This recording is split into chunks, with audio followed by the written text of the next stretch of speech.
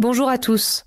Bienvenue à Lingopie News in Easy French. Aujourd'hui, nous vous apportons les nouvelles principales de ce vendredi 4 juillet 2025. Tout d'abord, allons aux États-Unis. Le président Donald Trump prévoit d'organiser un événement UFC à la Maison-Blanche pour célébrer le 250e anniversaire des États-Unis, avec un combat de championnat à grande échelle. Les organisateurs anti-Trump tiennent des manifestations « Libérer l'Amérique » à travers le pays, exprimant leur mécontentement face à ces politiques, dirigées par la marche des femmes. Le dollar américain voit une baisse alors que le marché réagit au projet de loi de réduction d'impôts du président Trump. Les prix du gaz national sont en baisse, avec un prix moyen de 3,16 $ par gallon. Les archives nationales tiennent leur programme annuel du 4 juillet avec des activités familiales et des reconstitutions historiques.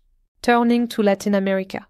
Les États-Unis ont rappelé leur principal diplomate en Colombie après les remarques du président Gustavo Petro sur une tentative de coup d'État, provoquant des tensions. La Cour interaméricaine des droits de l'homme affirme que les gouvernements doivent agir sur le changement climatique comme une obligation des droits de l'homme. Maintenant, allons en Europe.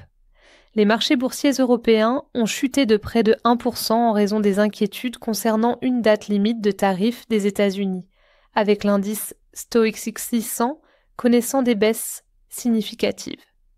Une forte vague de chaleur balaie l'Europe, causant des décès, des incendies de forêt et du stress environnemental dans des pays comme la Grèce, l'Espagne, le Portugal et la Turquie. Enfin, nous tournons notre attention vers les nouvelles internationales.